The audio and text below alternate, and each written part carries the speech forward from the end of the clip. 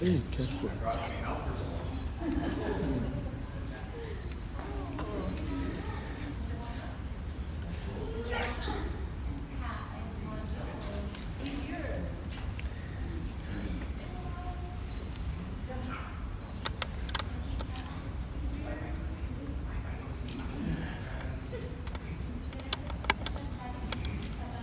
Hi, everybody.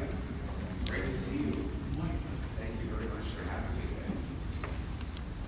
Thanks for coming. Sorry I'm busy. But we're all gathered here today. And as you know, I launched my campaign with my beautiful wife, Anna, to bring home Canada's promise. And that promise, of course, it was kept to both of us. Both of us come from very humble beginnings, but the country was very good to us. Anna came here as a refugee from Venezuela. Why don't you tell your story? Tell your story. Well, my family immigrated from Venezuela in 1995, and we arrived back in Montreal.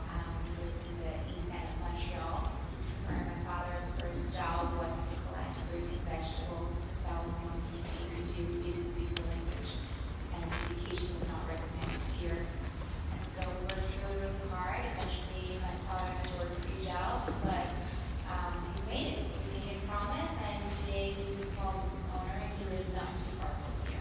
And here I am, and my other brother, he's in the Canadian Air Force, and then I have a sister who's a nurse, my other brother's a contractor, and I'm standing next to the man that could be the next Prime Minister of Canada. So that's the Canadian promise right there. And it's the promise we want to restore. After the lost middle decade, where housing costs have doubled, food prices have skyrocketed, work no longer pays, crime, chaos, drugs and disorder overtake our once safe streets, and now the Liberals think they deserve to be elected for a 4th time. And that's really the question in this election.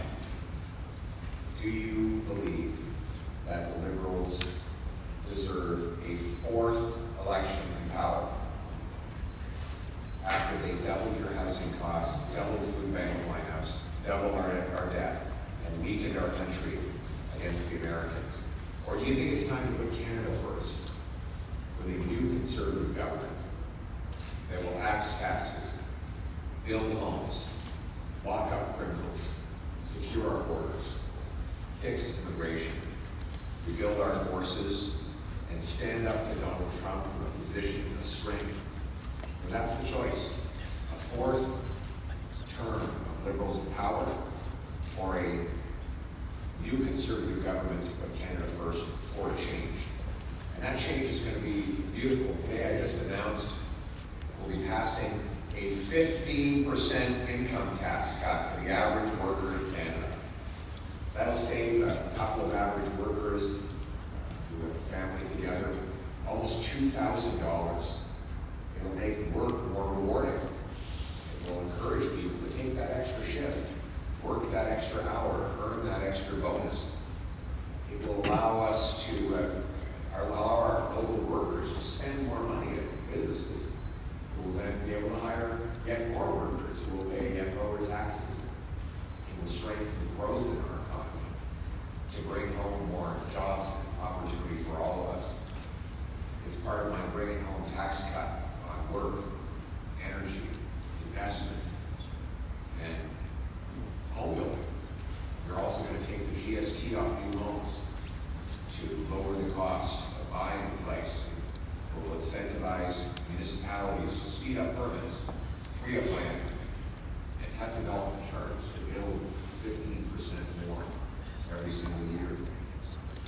We're also going to axe the carbon tax. For real, the Liberals, they brought in this tax. They kept it in place for 7 years.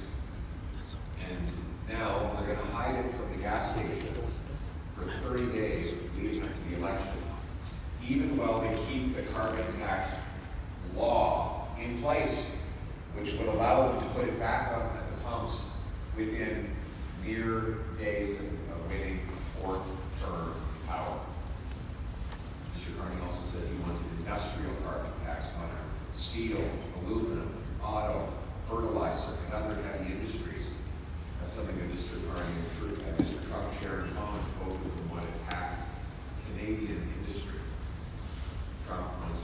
tariffs aren't even the carbon tax. I want neither. And that's why I will axe the tax for everyone, for everything, forever, for real, for a change.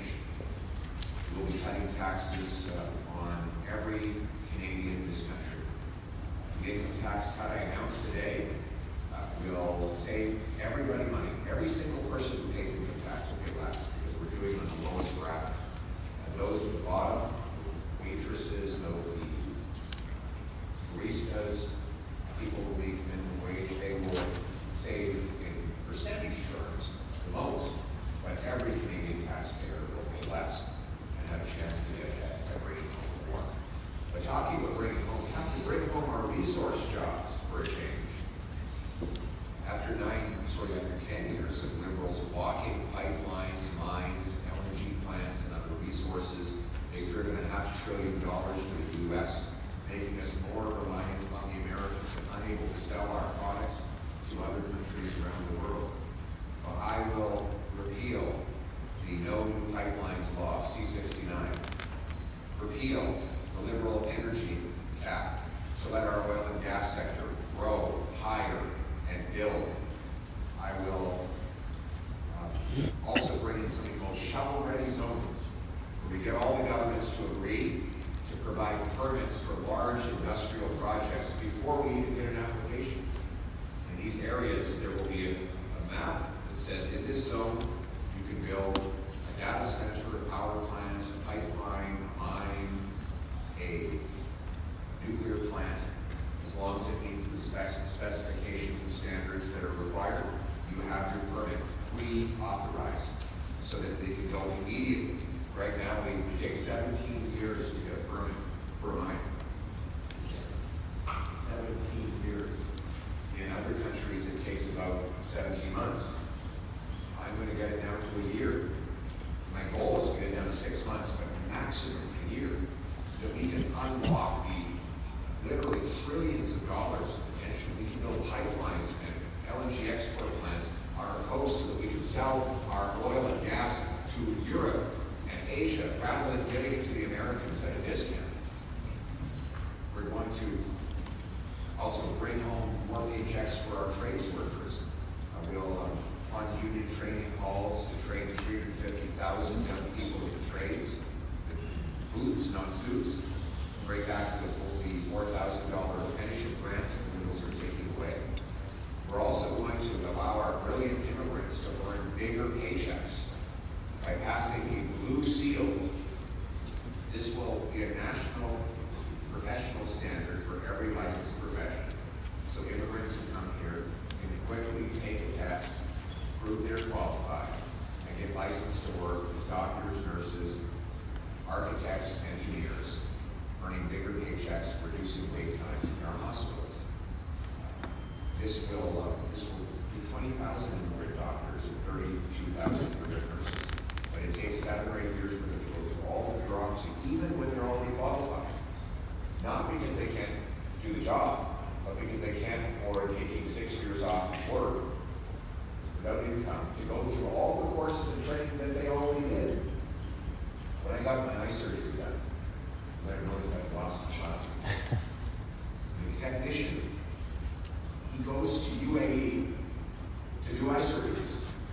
He performs eye surgeries in UAE, but in Canada, he's only allowed to work as a technician. So apparently Emirati eyeballs are different than Canadian eyeballs. It's crazy. But if he could take a test and prove that he could do eye surgery, he'd be making $400,000 or $500,000, paying a lot of tax and fixing a lot of eyeballs. So why not do that? That takes vision. And we're going to make sure that he brings home that paycheck to safer neighborhoods. We will stop the crime. After a decade, lost Liberal decade, soft on crime, catch and release policies have caused our streets to be overtaken by rampant reoffenders. I will repeal Liberal catch and release bail, C-75. Repeal Liberal house arrest law, C-5, so prisoners can't do their sentences in their living rooms, watching Netflix, or playing Grand Theft Auto. They'll be doing their sentences in prison. It will be mandatory jail time.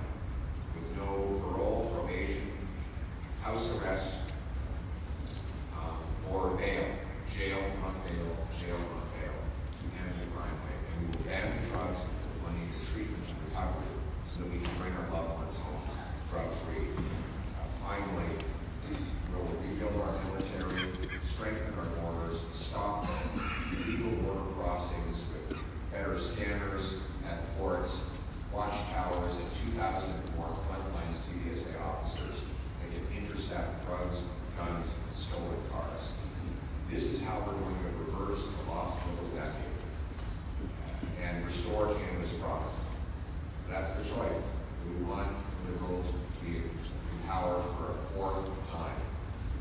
Or is it time to put Canada first for change with a new conservative government that will tax taxes, build homes, unleash our resources, lock up criminals, secure our borders, and confront the Americans with strength to bring home our promise so that everyone who works hard gets a beautiful home on a safe street under our proud flag. Canada first. Let's bring it home. Thank you. Thank you. You want to take questions? Please, we want to get through as many of us as possible, so please keep your questions as short as you can. Thank you.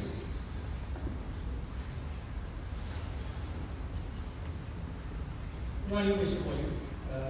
About selling our oil and gas to Asia. One major market would be India, but unfortunately our relations with India are in a deep region.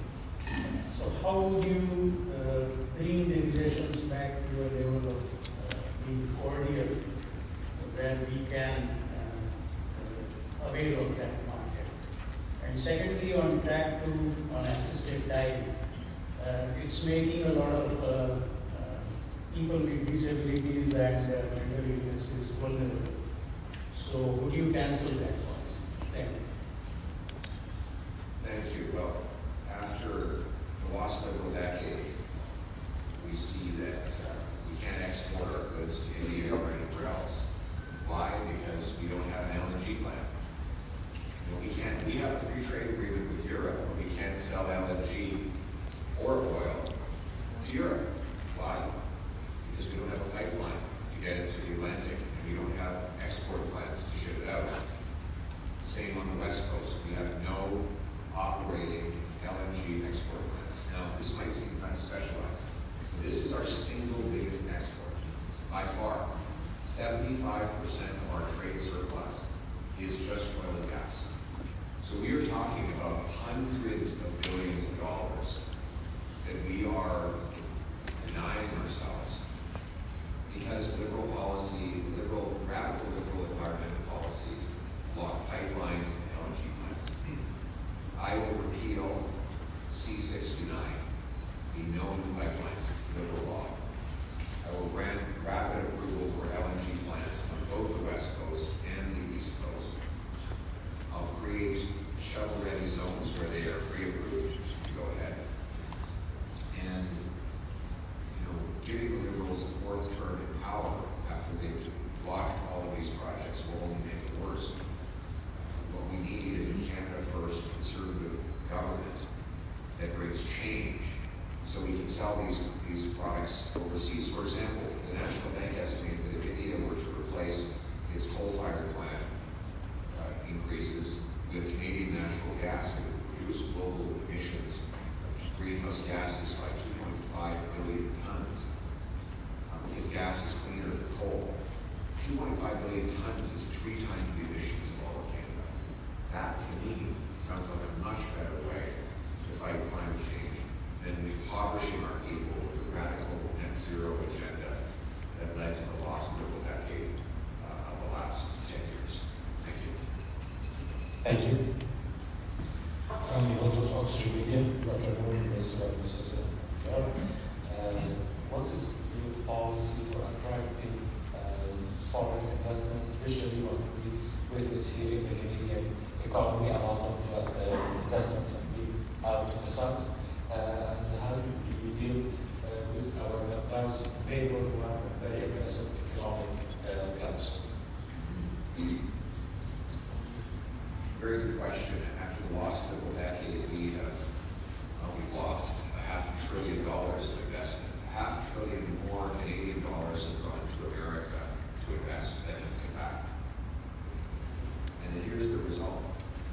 The average Canadian worker, you take all the investment, business investment in Canada, divided by the number of workers, is $15,000 measured in American money.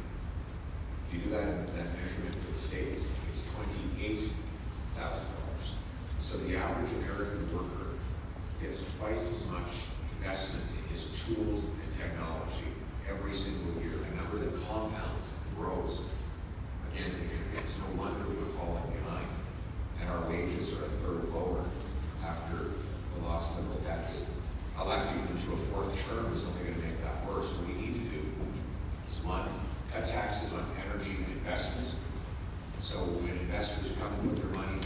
factory, a plant, a pipeline, they can get a very good return on investment while employing people. To grant permission to get things built, let's make this the fastest place to get a building permit anywhere in the developed world. And then, as pension funds, for example, will know that they can get a return here. They won't have to wait around for 20 years before the permit is granted. They can start building and getting their money back within 3 or 4 years, rather than 2 decades. Those are the 2 things we can do to put Canada first for a change. Thank you. Yes. Mr. Bowyer, my name is Beiyer from Punjab, sir. My question is regarding Trump's tariff. With Trump's tariff, Canadians are losing jobs, our economy is not in good shape. In this tough time, Canada needs a strong leader. What's your views on it? I agree. After the lost little decade of weak, out-of-touch leadership, Trump is walking all over the Liberals. Weak leadership, out-of-touch leadership, high taxes, blocking resources has made Canada weak and vulnerable against Trump. What we need now is strong leadership, someone who's going to put our country first. I will retaliate against American tariffs. But we also have to recognize the reason that we are so vulnerable today is because we rely on the Americans for everything. We've blocked refineries from being built, so they get to refine all our oil. We blocked pipelines from being built, so they get to buy all our oil. We blocked LNG plants. I should say we did, the Liberals did. The Liberals blocked the LNG plants, so they get all our natural gas. The Liberals have the worst ports, federal ports, some of the worst ports in the world. Vancouver, I think, is ranked 367 out of 371 in the world for ports. It's our biggest port. That's a federal port. We need to think that the way that we become self-reliant, strong, and stand on our own 2 feet is to be able to trade with the rest of the world. I want to declare our economic independence from the Americans. So let's build pipelines, mines, LNG plants, export terminals. Let's expand our ports and create more competition between our ports so that they are forced to give faster services to businesses that are moving goods either way. Let's cut taxes on investment, work, energy to unleash the power of our economy. That's how we build an economic fortress so that we can face down Donald Trump from a position of strength. Thank you. Next question. Hello, I'm Ellen Bassman from the Canadian Jewish News. Nice to meet you. Hello. I was wondering about if you noticed on Thursday, Melanie Joly, the Global Affairs Minister, announced the Canadian government, the Carney government, is giving $100,000 approximately to the Palestinians and the Palestinian Authority in Gaza. And they didn't give a breakdown yet. We're trying to get it today. But I wonder, in your government, how will you handle the issue of funding for UNRWA and paying for slave in Israel Hamas? Paying for slave, which is what the Palestinian Authority does when there's terrorist attacks. They pay the families who kill them, and the money goes to the Palestinian authorities too in this announcement. Palestinian Authority, thank you. So we will defund UNRWA, period. There will be no taxpayer money for UNRWA. UNRWA was involved in the attacks of October 7th. They have Hamas activists inside the organization. I think it's outrageous that during the last little decade, they used your tax dollars to fund an organization that is acting the most brutal terrorist attack in modern memory.